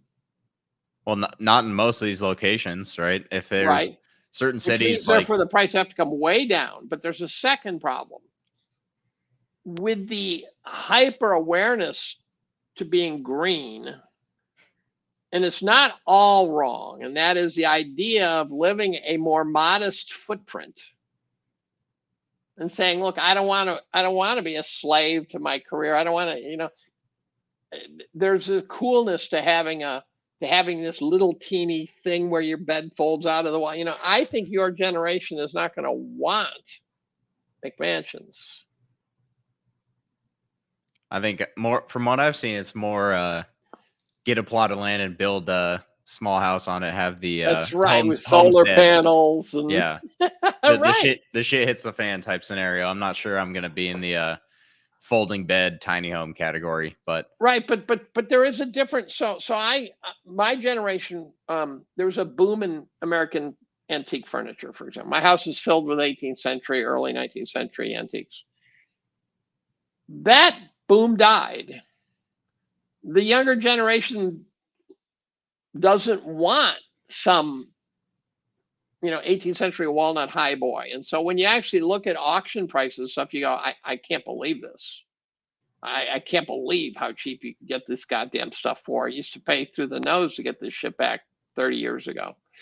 And so it's clear that the next generation has different tastes. And so we're not going to be able to sell our houses to them.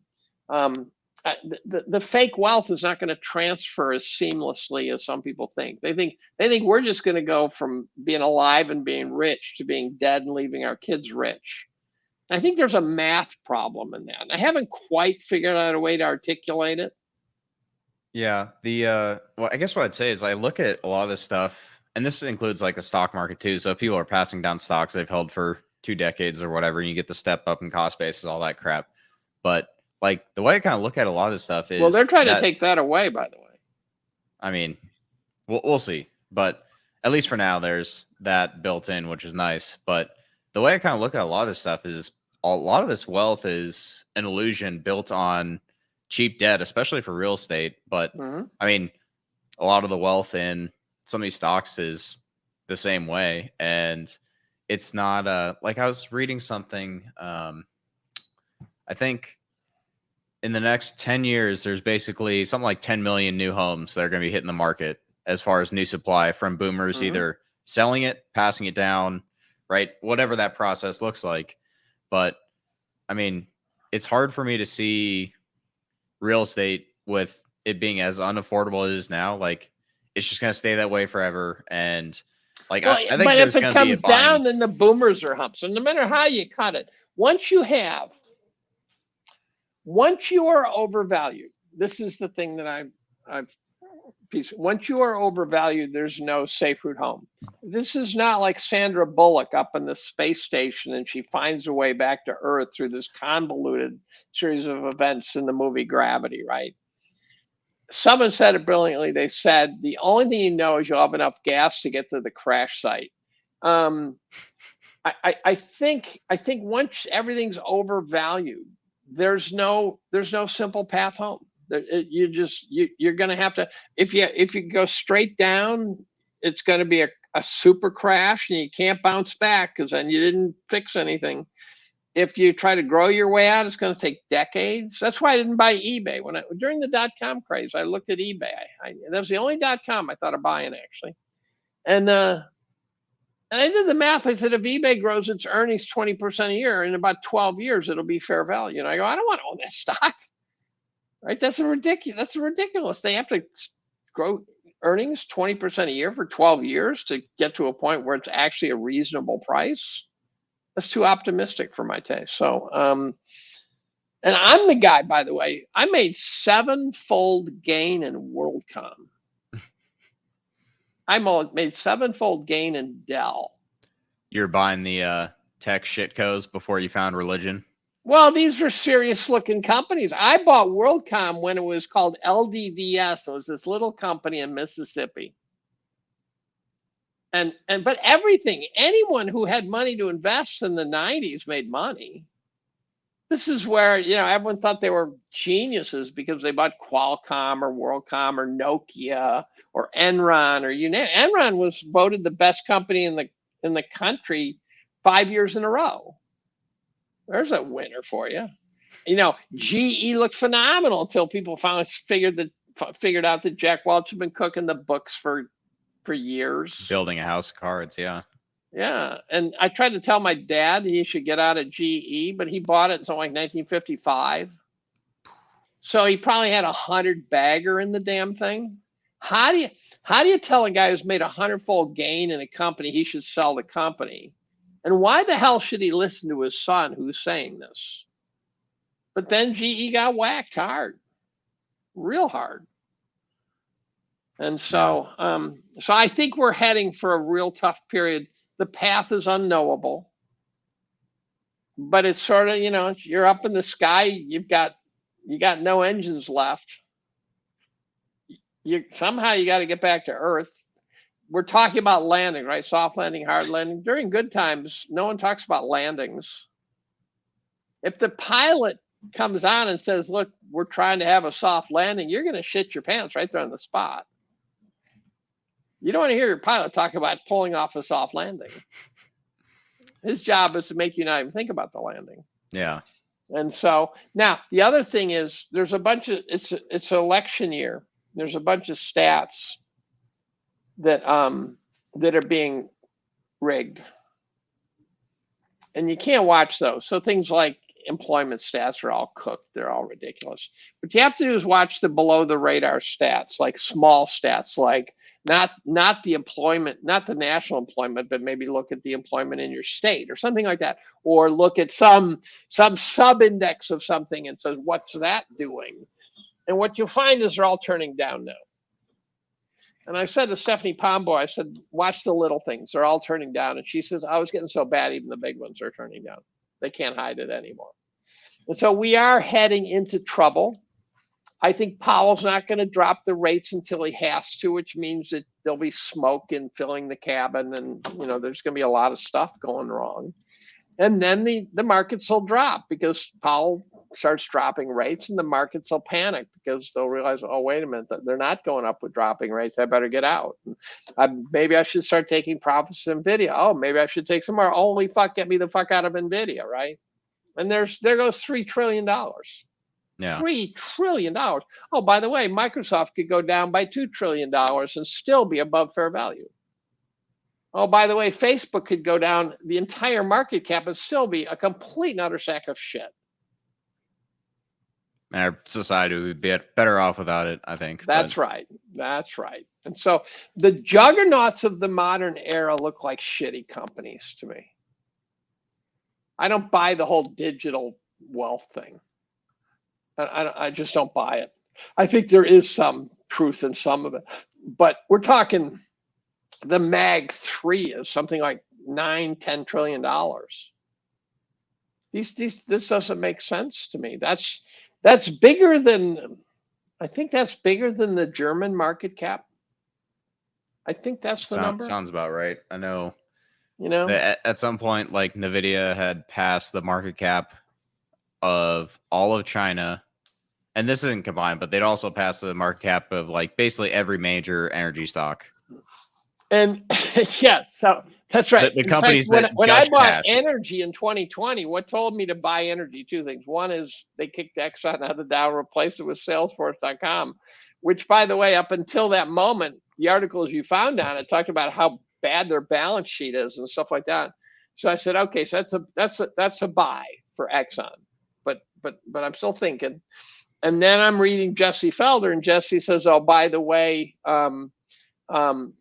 back in 2016, energy was 16% of the S&P. Now it's 2%. And I go, oh boy, that's the second puzzle piece.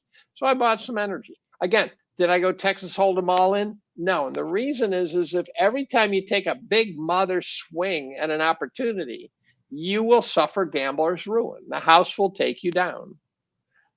And so you really can't afford to take risks that are existential risks, even if you think you're going to get rich. If I said, look, here's a gun, you got a 5-1 winner on Russian roulette, would you do it? How much would you do it for? Yeah, because not worth the 16% chance or whatever it is. Yeah, and you might do it once. If I said I'll give you 10 million, you might say, okay, I'll take it. But if I said you want to do it again, you go, no. No. Yeah. I did it once. No, I'm not doing it again. And so, let's see what the markets are doing today. I noticed Juneteenth led to some serious chaos in the cities. That's always good.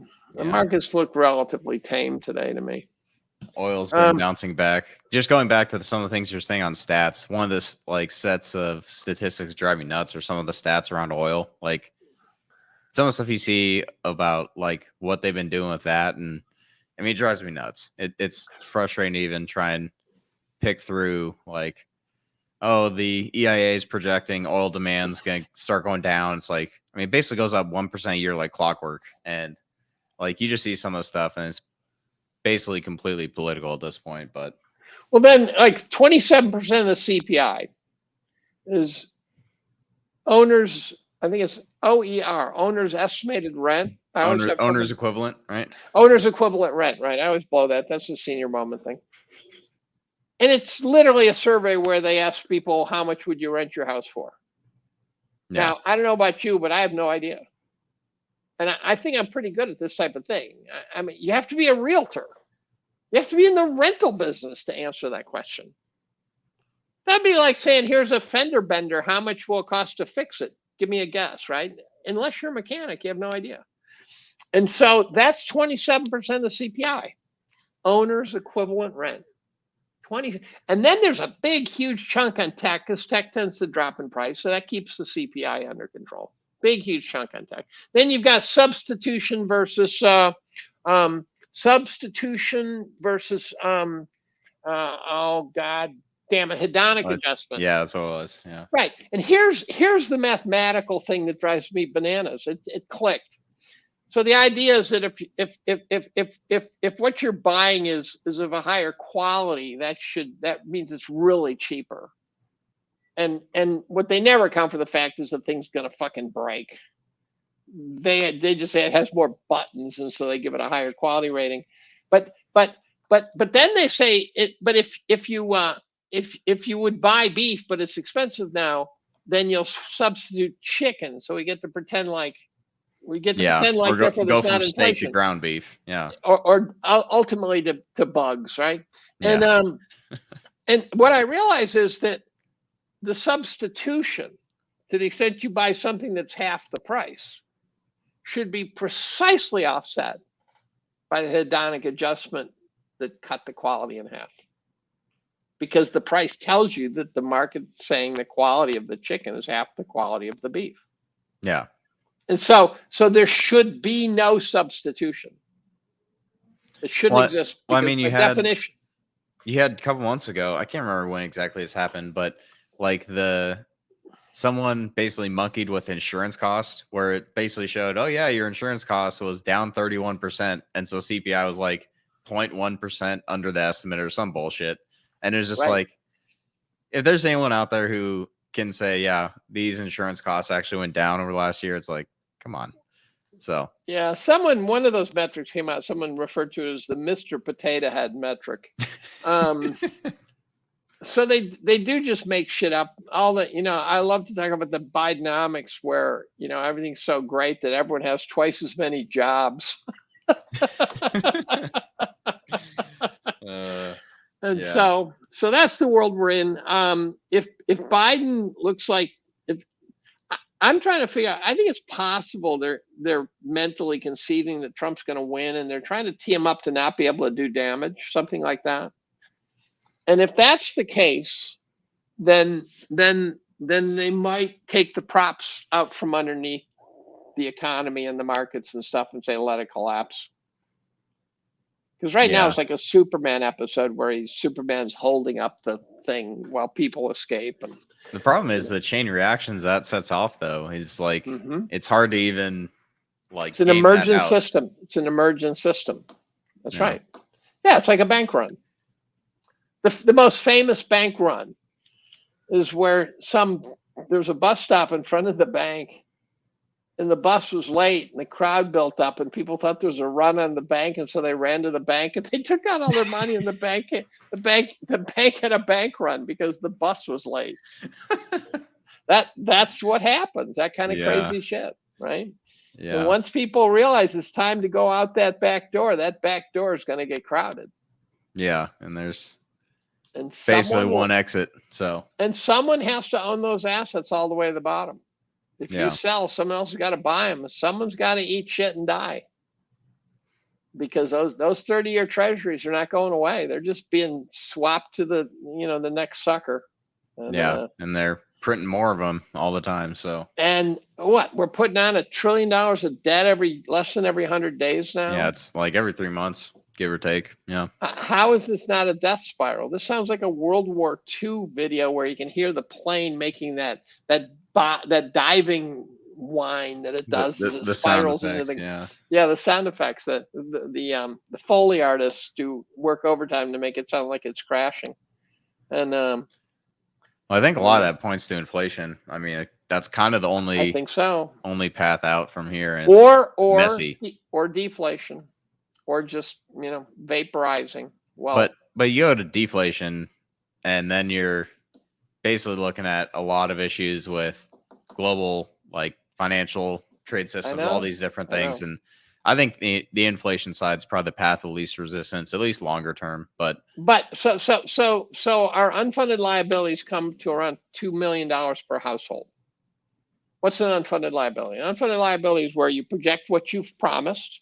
Social Security, Medicare, Medicaid. That's right. And you project revenues forward, and the unfunded liabilities is the difference, where you say, we have no fucking idea how we're going to pay that part. They're probably $250 trillion now. and it comes around 2 million per household. And people say, well, we're going to inflate it away. Say, okay, I got it. So they're going to inflate $2 million of your worth away. How is that better? Well, I mean, there should be an opt-out for anyone under the age of 40 where it's just like, yep, I'm not paying into Social Security and this other stuff. And if I end up broke and destitute, someone's got to pay our Social Security bill. I mean, or you got to either screw my generation or screw your generation. And we know, I mean, we look at the last 40 years, like we know how that's going to go. Your generation, right? I mean, you basically look at it. The last 40 years been like a massive strip mining, I think, of the U.S. economy, from shipping, manufacturing, all this other stuff, what's gone on in markets and all that. But it's interesting to watch because you do kind of have that tension there of like someone's going to be holding the bag, and someone has to hold the bag, right? It's the cat in the hat in the bathtub ring. You can move it anywhere you want, but it's still, you're just spreading it all over the place. Yeah. Right. It doesn't go away.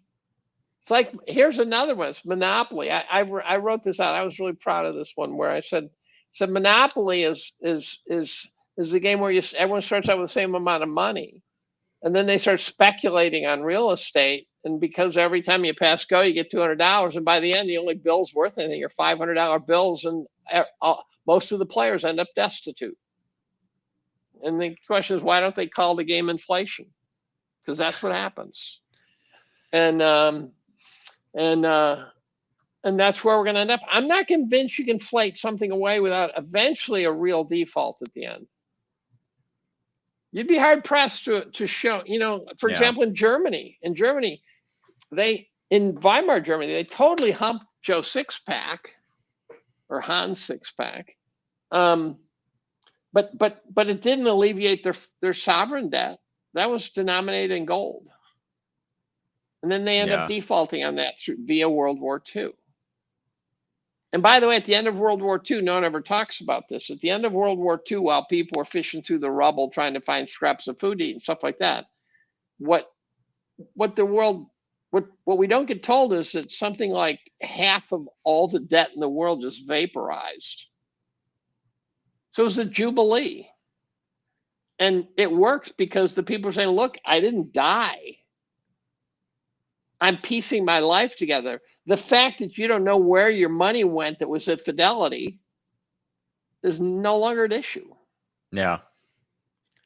That's part of a post I wrote. Actually, it got posted today about basically the importance of having some physical precious metals. And it doesn't have to be some massive slice, but I think it makes sense with all the stuff going on to have at least a little bit that you can get your hands on without. Well, I would also recommend buying complication. pre-64 silver coins, because they are, a currency needs to not only hold value, but it needs to be divisible. You don't want to take a gold ingot and try to buy a loaf of bread. It just doesn't work very well. Yeah. Whereas and the other thing is, a silver quarter is so identifiable. When you see a silver quarter show up in your change, you go, what the fuck color is that? Holy cow, that's a different look. So I think having a wad of silver coinage as a total doomsday prepper. The other thing I like to tell people is, look, the grid could go down. I've been reading about the pole reversal and shit like that. There's EMPs, supersonic weapons, like terrorists, you name it. There's all sorts of things that go bad. We have a bad storm.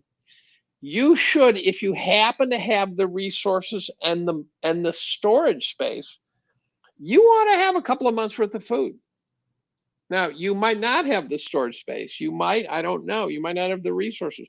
But if you're a full-blown adult, an absolute full-blown adult, and you have savings, you should have a couple 100 pounds of rice tucked in some closet somewhere or something, because you will need calories. And it could be an ice storm. It could be anything. You really want to have, therefore you need some Morton salt. Get a couple of those containers of Morton salt so you can cook the spaghetti without it tasting awful. And then, buy a couple, find out the food you're going to put on noodles. I like Hormel chili on noodles. So I buy cases of hormel chili, and I could live for a number of months on shit in my basement. And by the way, once you go down that path, then you find it, you go, well, instead of buying a little bit of paper, a few paper towels, buy a bunch, and just instead of going to the store to get paper towels, go to the basement to get paper towels. And so I live more prepperish than I used to. I'm much more of a pantry model.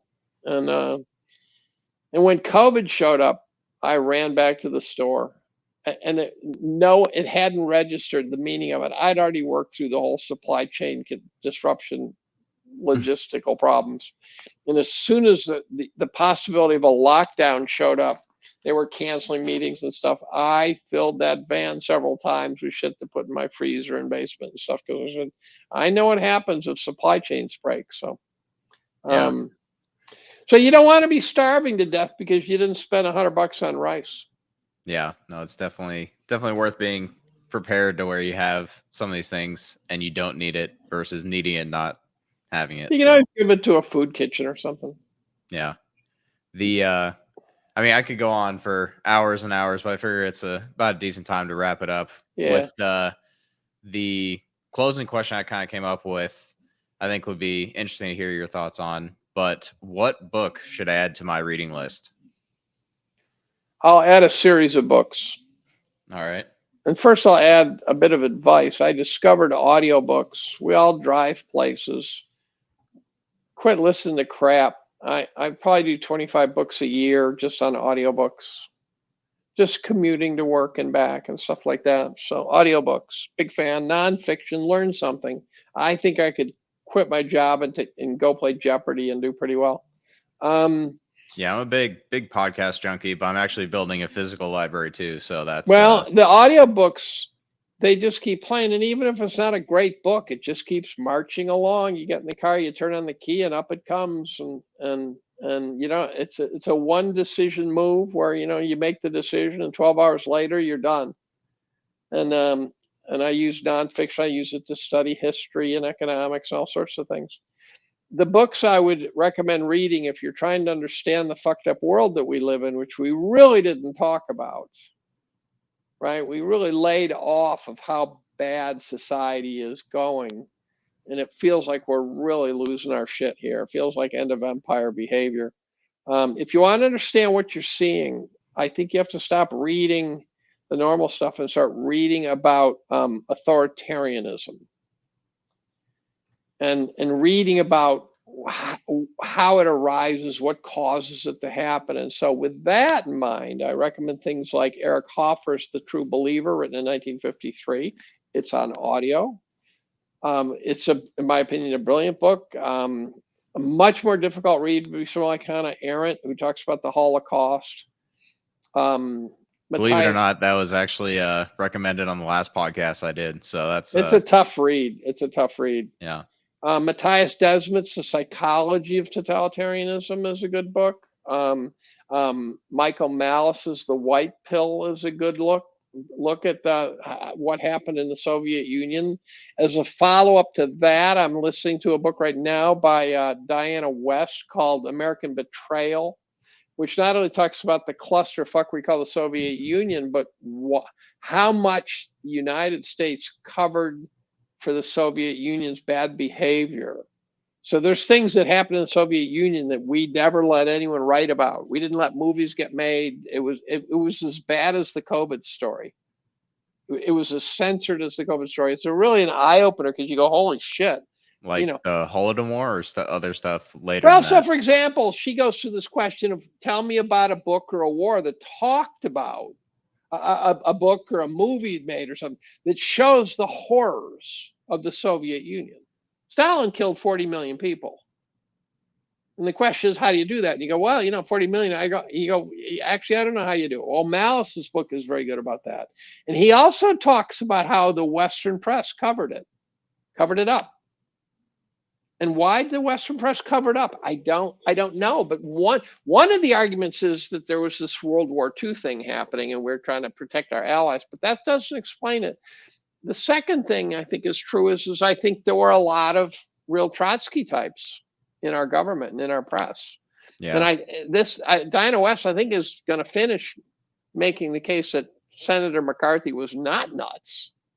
No, he knew. I mean, his image, I think Nixon's image is going to start to or continue to improve as we move forward.